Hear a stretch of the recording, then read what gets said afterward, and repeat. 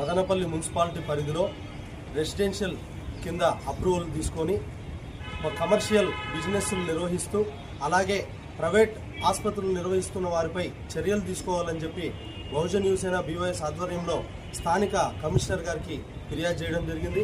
ఈ సందర్భంగా మదనపల్లి మున్సిపాలిటీలో 75 బిల్డింగ్స్ అన్నీ కూడా వాటికి రెసిడెన్షియల్ పర్పస్ కింద అప్రూవల్ తీసుకొని వాటిని కమర్షియల్ పర్పస్కి రెంట్కి ఇవ్వడం కానీ అలాగే వాటిల్లోనే ప్రైవేట్ హాస్పిటల్ నిర్వహిస్తున్న వారిపై చర్యలు తీసుకోవాలని చెప్పి ఈరోజు కమిషనర్ గారికి మేము ఫిర్యాదు చేయడం జరిగింది।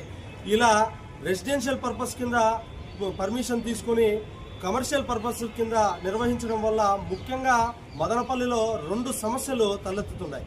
మొదటిగా ఏమంటున్నారో వారి వల్ల మదనపల్లి మున్సిపాలిటీ ఆదాయం సంవత్సరానికి కోట్ల రూపాయల నష్టం కలుగుతుంది। అలాగే ఆదాయం నష్టం కలగడంతో మదనపల్లి నియోజకవర్గ అభివృద్ధి కూడా జరగడంలో కూడా నష్టం జరుగుతుందని చెప్పి ఈ సందర్భంగా తెలియజేస్తున్నాం। మరీ ముఖ్యంగా కమర్షియల్ పర్పస్కి అయితే రెసిడెన్షియల్ పర్పస్కి అయితే నియమ నిబంధనలు వేరుగా ఉంటాయి। ఉదాహరణకి కమర్షియల్ పర్పస్ కోసం ఎక్కడైనా బిల్డింగ్లు మనం కడుతుంటే వాటికి స్పెసిఫైడ్ పార్కింగ్ స్పేస్ అయితే ఉండాలని చెప్పి నియమ నిబంధనలో ఉంటుంది।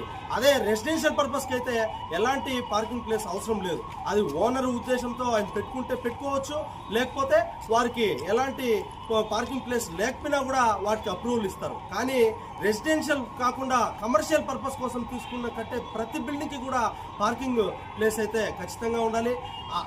ఈరోజు మీరు గమనిస్తే మదనపల్లిలో ఎక్కడ కూడా ఏ కమర్షియల్ పర్పస్ బిల్డింగ్లు ఉన్నా కూడా వాటికి వేటికి కూడా పార్కింగ్ పర్పస్ హాస్పిటల్స్కి అయితే పార్కింగ్ ప్లేసులతో పాటు ఫైర్ సేఫ్టీ మెజర్స్ కూడా ఉండాల్సిన అవసరం ఎంతగానో ఉంది। కానీ మనం గమనిస్తే మదనపల్లిలో చాలా చోట్ల చాలా ప్రైవేట్ హాస్పిటల్కి ఎక్కడ కూడా పార్కింగ్ ప్లేసులు ఉండవు।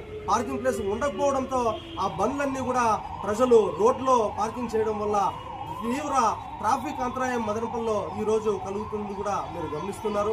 అలాగే ప్రమాదవశాత్తు ఏదైనా కూడా